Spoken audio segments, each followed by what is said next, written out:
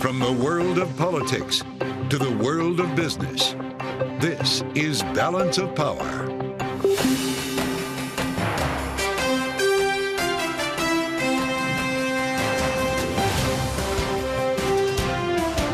Live from Washington, D.C. From Bloomberg's Washington, D.C. studios to our TV and radio audiences worldwide, welcome to Balance of Power. I'm Joe Matthew. Hurricane Milton is hours away from making landfall along the Gulf Coast of Florida, forcing hundreds of thousands to evacuate and prompting Governor Ron DeSantis to activate thousands of National Guard troops.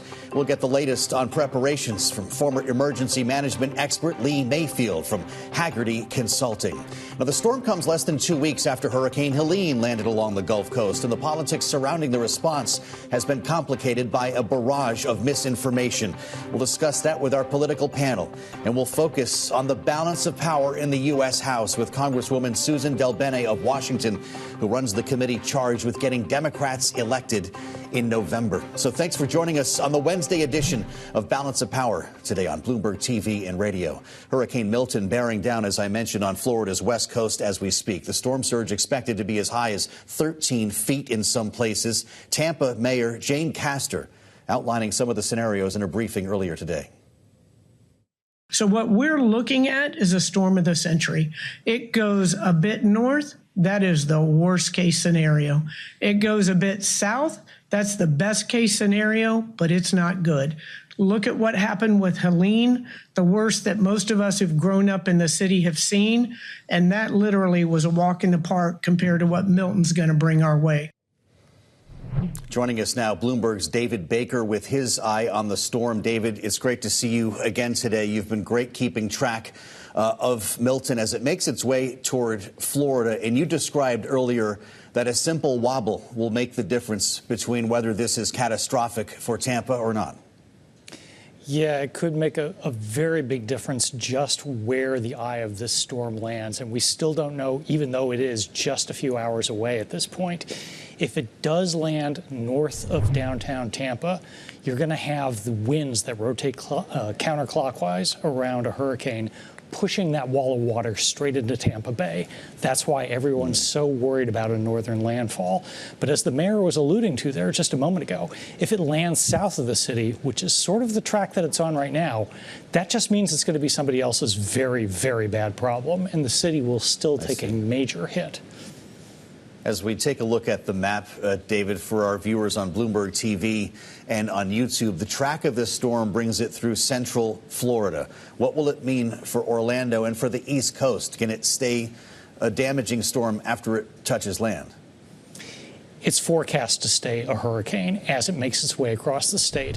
Now, a fortunate thing here is if you look at the projected path, it looks like it's going to make a straight shot across the state, west to east, and emerge on the Atlantic coast tomorrow. Now, the forecasters are predicting that it will still be a hurricane at that point, that it will reemerge as a hurricane into the Atlantic. But fortunately, they're projecting that it will keep going due east and more or less vacate the coast. It's not going to linger around the southeast the way we've seen other storms behave in the past. Fascinating. We've seen tornadoes emerge in this storm as well, David. What does that mean and the potential for more destructive weather when it's over land? We are also focused on the storm surge right now, the water that's going to come crashing into the coast in the next few hours, that it's easy to overlook some of those impacts. But we have had major rain pounding the state pretty much all the way through today. There are tornado watches out there. Now, hurricanes tend to spawn relatively small tornadoes, but that is absolutely no consolation if it happens to go right over your house. So this is just another threat factor with this storm that already has winds strong enough to damage a lot of buildings. Yeah, that's for sure. With a live view of the beach at Fort Myers right now and palms that are pointing sideways. Bloomberg's David Baker, we thank you. That storm expected to make landfall overnight, sometime after midnight. And earlier today, President Biden addressed the barrage of misinformation that has been surrounding these storms. Let's listen. There's been a reckless, irresponsible, and relentless promotion of disinformation and outright lies that are disturbing people. It's undermining confidence in the incredible rescue and recovery work that has already been taken and will continue to be taken. And it's harmful to those who need help the most. There's simply no place for this to happen. Continuing a conversation we've been having all week now about this, Bloomberg's Texas bureau chief, Julie Fine. This is a strange moment we're at here, Julie. Normally you hear about price gouging at gas stations, maybe a couple of scams when a storm rolls through. But misinformation on this level in many cases being propagated by the Trump campaign and amplified by Elon Musk on X could in fact put people in danger. What's the point of all this? Well, I mean, people are hearing right now that FEMA funds are being mismanaged, that they're actually going to migrants. The White House coming out and saying, no, there's a completely different fund for disasters. People are hearing that they're only going to get $750 in aid. People are hearing that their governors are not able to connect with the White House. I mean, you heard Governor DeSantis say this week he is working with President Biden. Then today, J.D. Vance, of course, the Republican nominee for vice president, coming out, making the decision to come out right now with an op-ed saying that the Biden-Harris administration has mismanaged Helene, talking about that they're saying that they treated the situation like a public relations disaster instead of a real one. Now, we do know there were issues in getting troops and help there on time. But, Joe, I think you have to remember there are people that are in really serious danger right now. What they need to be hearing from the government is this is how you can be safe and this is how we are going to help you. So there's a lot of misinformation going around. That, of course, leads to sniping between political officials, and people that are just scared are probably very frustrated hearing all this. Well, that's got to be for sure, certainly if they're being put in danger here. And look, we're still talking about the last storm. This is largely Hurricane Helene that we're discussing, Julie Fine. We've got another one that's about to hit. And when you see the likes of North Carolina Congressman Chuck Edwards putting out this list of debunked rumors, including whether or not the storm was geoengineered by the government to seize and access lithium deposits in Chimney Rock. This is some of the stuff that's on social media right now. Is Joe Biden, is the administration able to get ahead of this same routine now in Florida? Well, I think they have some experience with it now, and I think that is part of the reason you saw President Biden speaking so strongly today. I mean, this is not where people's information should be, and that's what they're trying to get across. So what I'm watching to see is how President Biden handles it, but also how Vice President Harris handles it, because you have both of them, of course, appearing to work together on this, but she'll have to talk about it as well. So it will be interesting to see how both of them handle this, especially if this is a storm that becomes what is expected to be. There are going to be so many questions in the next few days, and I can't imagine anyone will want to hear any back and forth unless it involves how can you get me safer and how can you help me in this situation.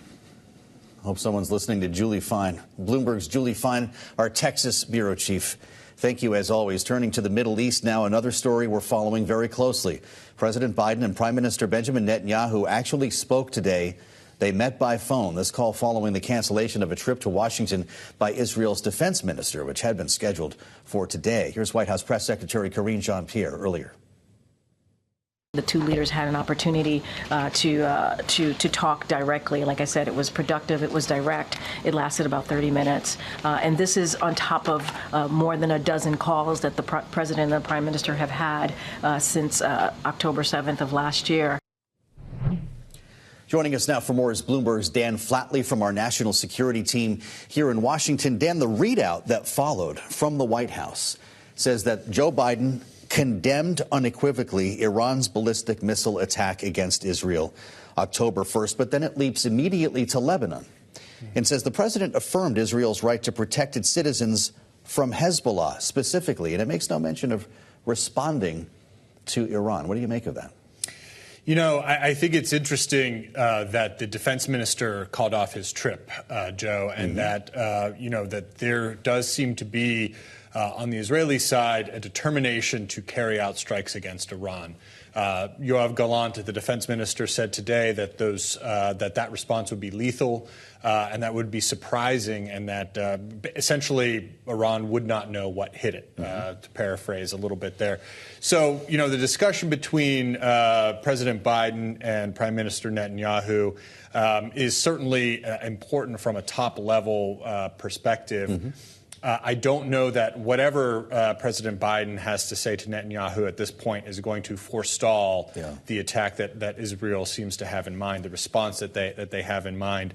Although, as you said, that phrasing is interesting, because it does seem to suggest that the U.S. is still intent on a ceasefire deal, not just with regard to Hamas in Gaza, but also to see a cessation of the fighting on the northern border of Israel with Lebanon. That statement you mentioned from Yoav Gallant, quote, "An attack on Iran will be deadly, precise, and above all surprising," he said, Dan. "They will not understand what happened and how it happened." Does that suggest something other than a ballistic missile attack or a military action? To me, it does. We saw, I think we talked about this the other day, Joe, that, when Israel responded to the attack by Iran in April, they targeted a specific air defense site in Iran. And Biden seems to be telegraphing to Israel that they should do something similar, that they should confine themselves to military targets and not civilian infrastructure or oil infrastructure, things of that nature, in order to keep this conflict somewhat contained. What Gallant said there seems to indicate that what will come may be done akin to what we saw with the pagers in Lebanon, with the Hezbollah pagers, or something that is a little bit more surreptitious or discreet in nature than a ballistic missile strike. And, as we saw with the pager incident, what that has going for it in a certain sense is the psychological impact of, hey, we can get you wherever you are. You may not know that we're already there. And Israel has shown itself to be capable of that kind of operation in the past. So maybe they're judging that will have more of a psychological impact, will have more of an impact potentially on Iran's operations than a direct overt attack, but maybe not as escalatory. Yeah, we right, have a lot potentially to learn still. Bloomberg's Dan Flatley. Thank you, Dan, as ever. Coming up, Hurricane Milton barreling toward Florida as we speak, and we'll be joined by Lee Mayfield next, Director of Response Programs at Hagerty Consulting. What the current ground prep is like in Florida following Hurricane Helene. It's next on Balance of Power on Bloomberg TV and radio.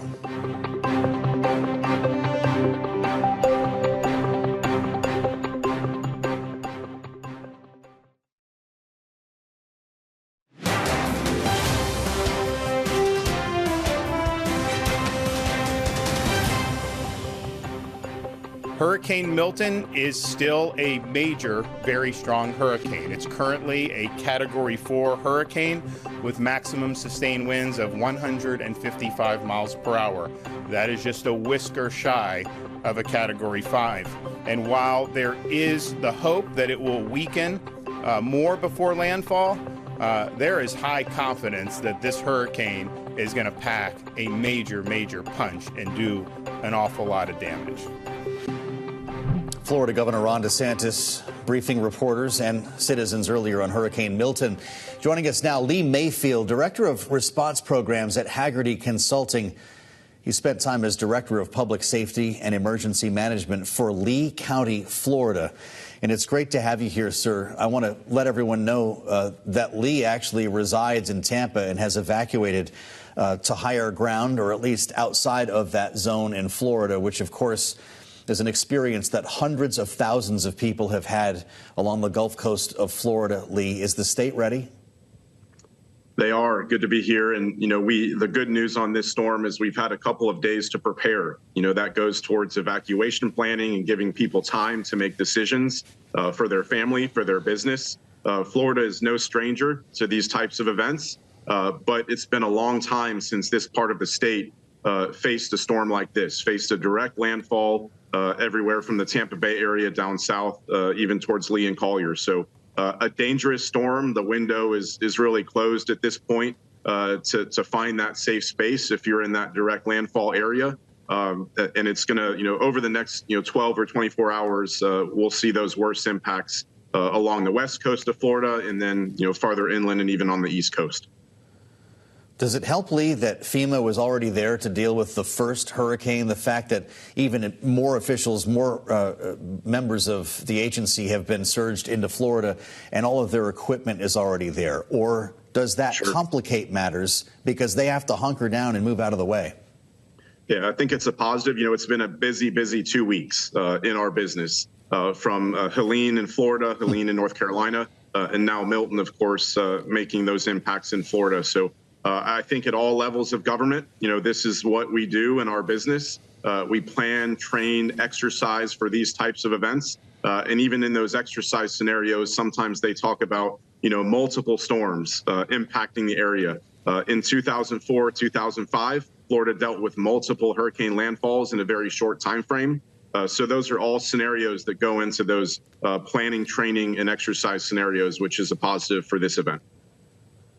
We've got 11 counties under mandatory evacuation here, Lee, and based on what we've experienced in the last 12 days since Hurricane Helene, the coming week could be a real challenge. This is a storm that's making its way across central Florida on its way to the East Coast and could remain at hurricane strength, we're told, for that entire period of time. After what you've seen with misinformation surrounding the cleanup, the recovery and response to Hurricane Helene, how can Florida prevent that from happening again in the days ahead? Sure. The message in Florida, and I know everywhere, is, find that trusted source of information. We have state and local and federal emergency managers, public information officers that do their best to get out that, pure source of information from the decision makers. So incredibly important for the members of the public, our residents and visitors who are hunkering down now. Go to your county emergency management website, go to your state emergency management website, floridadisaster.org, to get that trusted information from the source. I know there's a lot of information out there. There's a lot of opportunity to, click on, various links to get information, but you just really have to make sure that information is trusted. And it's incredibly important, especially in the life safety time right now. Well, it is incredibly important here. We've had several lawmakers describe to us, Lee, the black swan scenario that they had been presented with by emergency management officials in Florida. It would be a Cat 5 storm that slams directly into Tampa. I realize this may not be a Cat 5 when it lands. I realize that also may not matter. Lee, paint the picture for us of what a 15-foot storm surge would mean for the city of Tampa by the time we wake up tomorrow. Yeah, I think, like I said, it's been a long time since this area has even been under threat of a direct landfall here. The west coast of Florida is incredibly shallow, and that just goes towards a significant storm surge risk. We saw that in Hurricane Ian. We see that in the Big Bend multiple times over the last few years. The Tampa Bay area, no surprise, has a lot of infrastructure, a lot of residential structures and businesses right along the coast. So absolutely a devastating possibility there for that area. But even if you go, farther south, Pinellas County, Sarasota, Manatee, Charlotte, and down the line. So absolutely a risk there. And that's what we're going to see, I believe, over the next couple days. It's really unknown exactly who's going to get the worst of that surge, but certainly a potential for devastating storm surge for some of these counties. Lee, is Florida better equipped just by the nature of its geographic location and history with hurricanes and tropical storms than, say, North Carolina, which seemed to be caught off guard by Hurricane Helene? And Joe, they're professionals across these different organizations, state emergency management, local emergency management, states in these hurricane-prone areas. For better or for worse, have a lot of practice. They get tested over and over again, it seems like. And as these storms threaten, they have the opportunity to respond sometimes more than other areas who see disasters on a less frequent basis. So I have faith that these professionals are going to do a good job, and they know what they're doing, and they're ready for what's to come. Well, we appreciate your time and expertise, as always. Lee Mayfield, Director of Response Programs at Hagerty Consulting, with a live view of Fort Myers and the approaching storm for our TV and YouTube viewers. Thank you, sir, for being with us. Coming up, we'll take a look ahead to tomorrow's September CPI report as we keep the economy in mind always here on Balance of Power. Bloomberg's chief U.S. economist, Anna Wong, with us next on Balance of Power on Bloomberg TV and radio.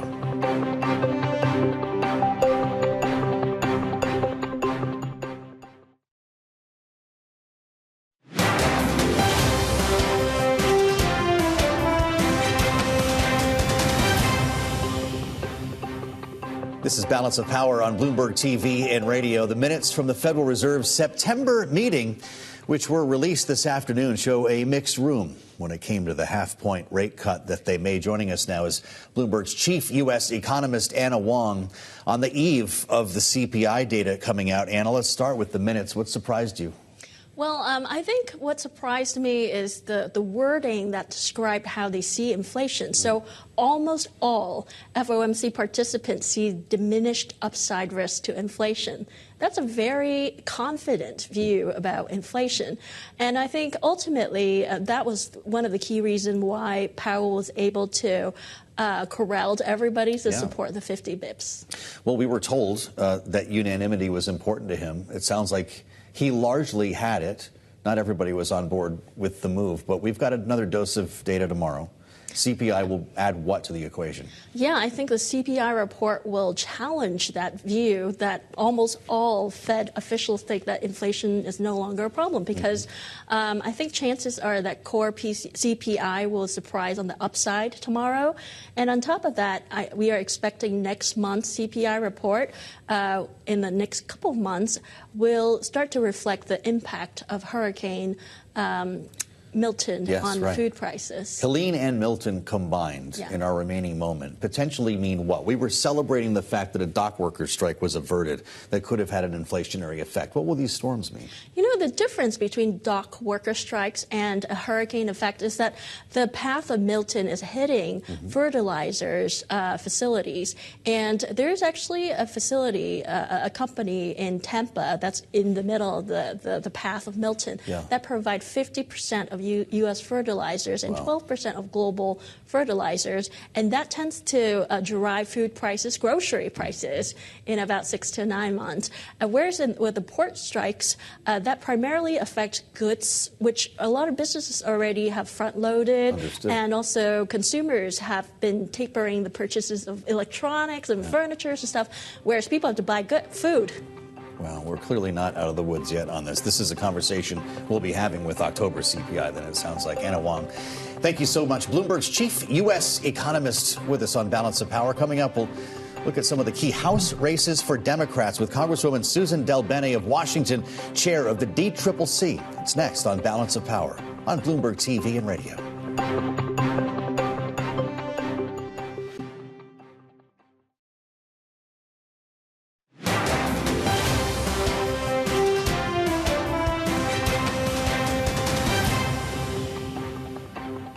This is Balance of Power on Bloomberg TV and radio. I'm Joe Matthew in Washington, where we are standing by to hear from President Biden, set to address the nation from the Roosevelt Room about storm preparations ahead of the arrival of Hurricane Milton, which is set to take place overnight, shortly after midnight, along the west coast of Florida. And we are watching the storm track now, as this has been oscillating around a Cat 4, Cat 5 storm on its way to Tampa as we speak. And of course, we'll have much more to discuss involving the preparations and response here, but we'll let you know when the president does emerge. He's been briefed by emergency management officials throughout the day. With control of Congress up in the air this November, the parties are spending to support their candidates. And how?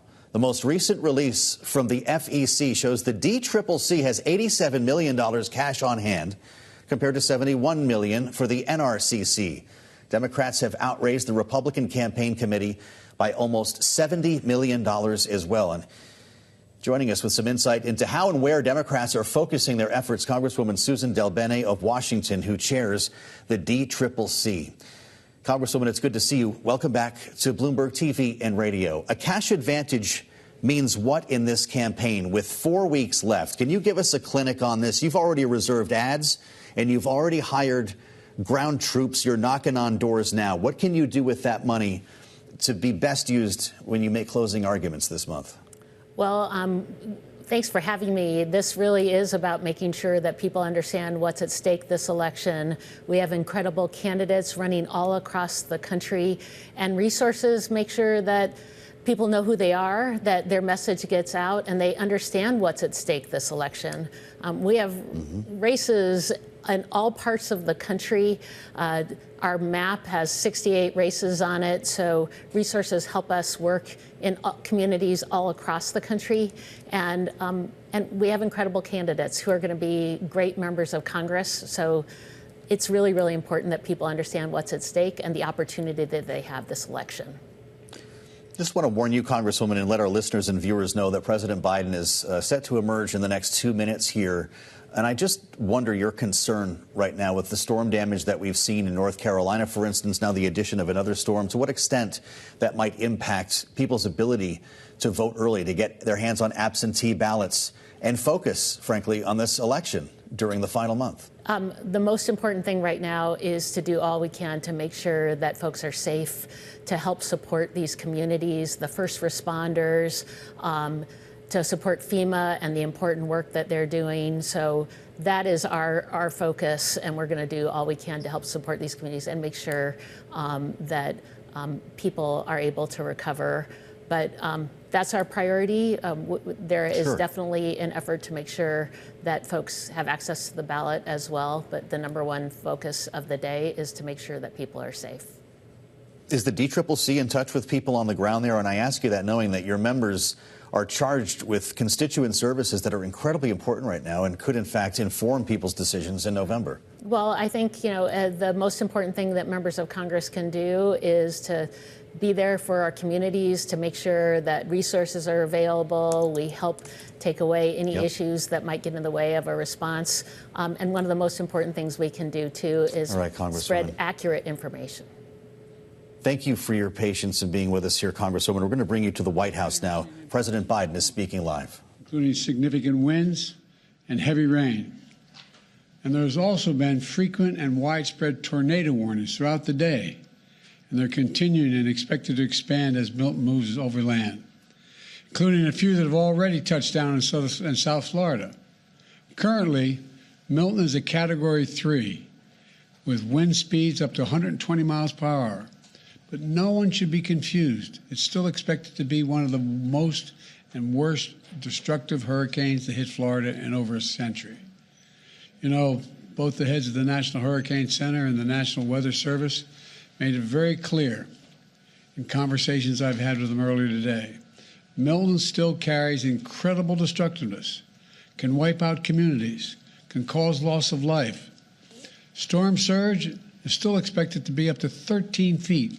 So I urge everyone in Hurricane Milton's path to listen to local officials and follow all the safety instructions they give. At this point, evacuation is probably difficult. So I encourage people to look for safer shelter. Sometimes moving just a few miles can mean the difference between life and death. We've already approved emergency declarations for Florida. We have thousands of federal personnel on the ground. We've staged and are ready to go. We have 20 million meals, 40 million liters of water. At my direction, the Secretary of Defense, Austin, has pre-positioned search and rescue teams, helicopters, and high water speed vehicles as close to the storm as possible, so they're ready to conduct life-saving missions. And the administrator of FEMA will be on site tonight in Florida, and in the state's Emergency Operations Center. Both Administrator Criswell and I will be in constant contact with state and local officials in the hours ahead. Once the storm hits, we're going to work with state officials to clear debris, restore power, and do it as fast as possible. The Army Corps of Engineers will pump out water and decrease flooding. We've already directed the Department of Defense to be ready to provide active duty service members to support Florida after the storm surge, if Governor DeSantis requests the help, which I expect he might, just like we did in North Carolina. I have surged over 1,000 U.S. Coast Guard personnel to perform search and rescue missions, and reopen the port of Tampa as soon as possible. Now, I want to reiterate a point I made clear earlier today to the folks who have been impacted by Helene. This impact, and will be now impacted by Milton. Over the last few weeks, there's been reckless and irresponsible and relentless promotion of disinformation and outright lies about what's going on. It's undermining confidence in the people in Florida. An incredible rescue and recovery work that has been undertaken. Literally, there are thousands of fellow Americans who are putting their lives at stake and putting on the line to do the dangerous work that needs to be done now. And it's harmful to those who most need the help. Quite frankly, these lies are un-American, and there is simply no place for them. Not now, not ever. Former President Trump has led this onslaught of lies. Assertions have been made that property is being confiscated.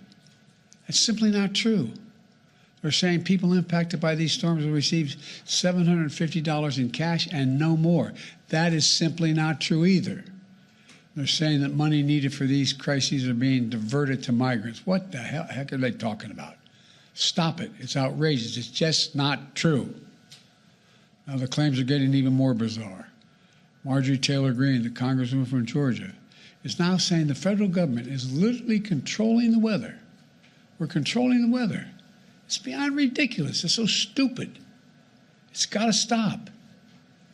Let me close with this.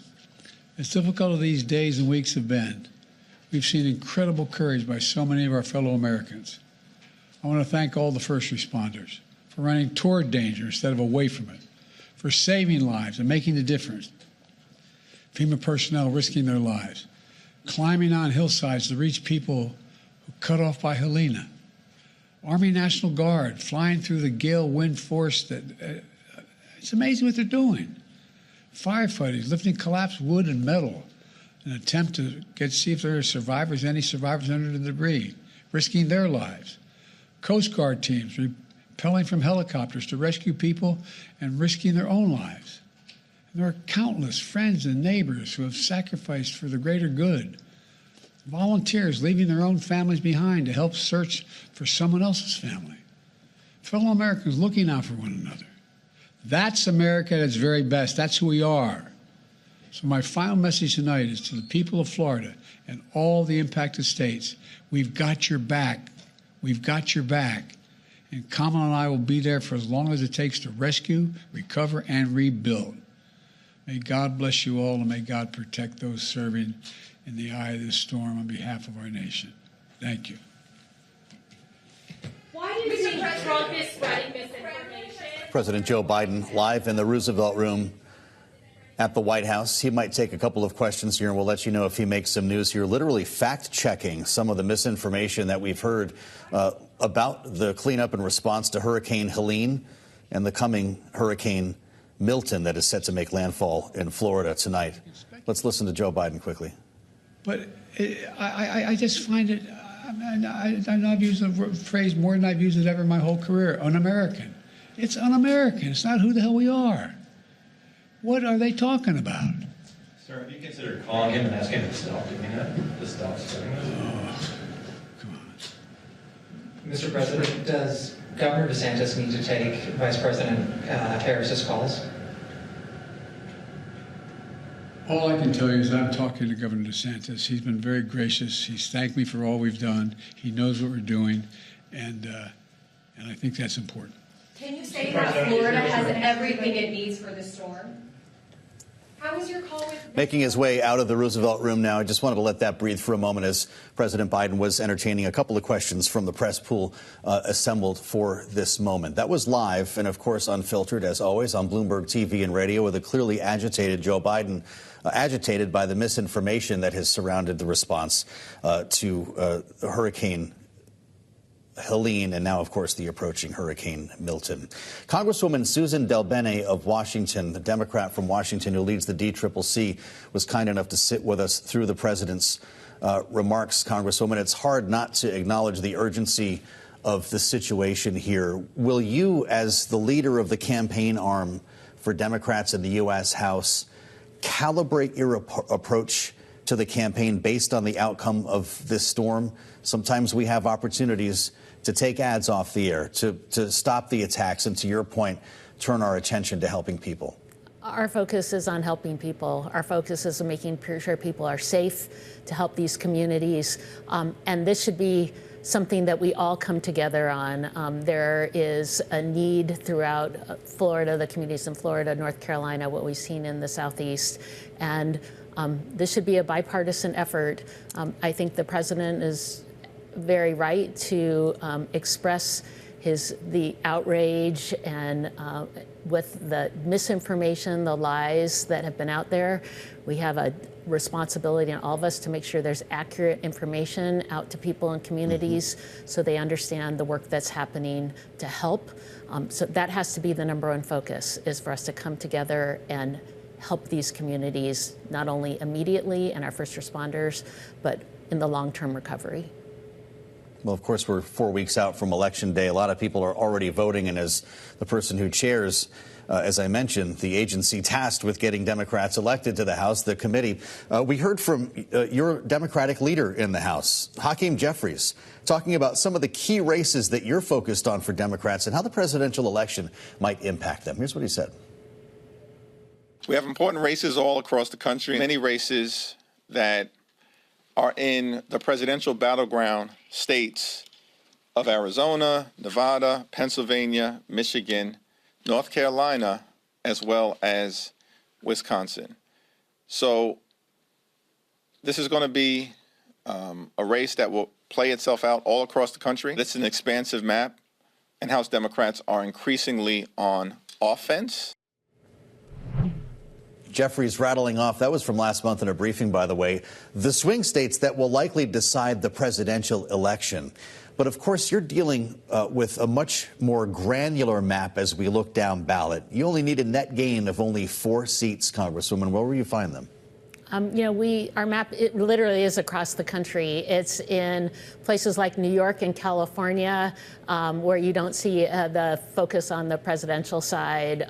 We also are definitely involved in states like Leader Jeffries talked about, Michigan, Pennsylvania, Arizona, where you see Senate races and presidential swing election and key focus. And so we are focused all across the country on our races.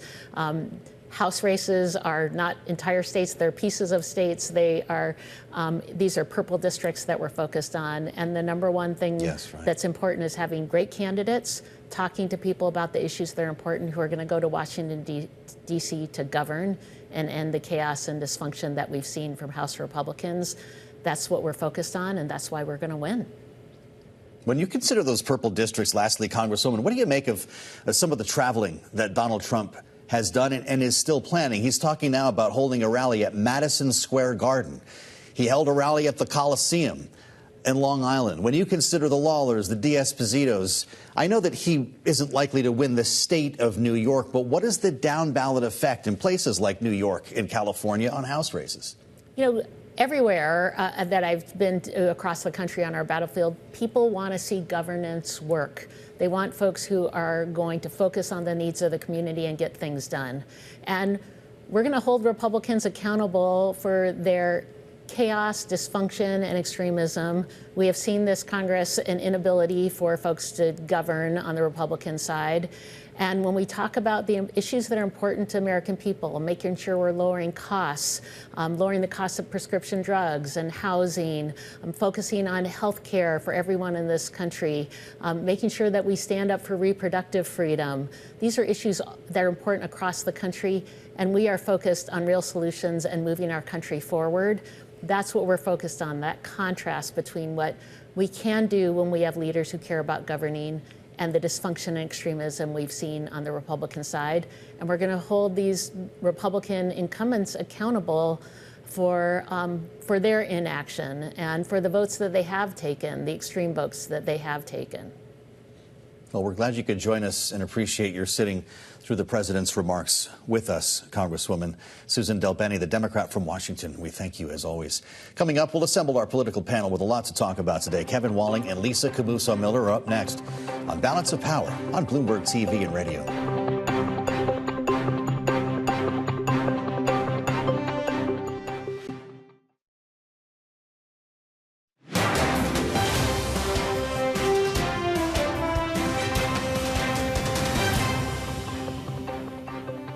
claims are getting even more bizarre. Marjorie Taylor Greene, the congresswoman from Georgia, is now saying the federal government is literally controlling the weather. We're controlling the weather. It's beyond ridiculous. It's so stupid. It's got to stop.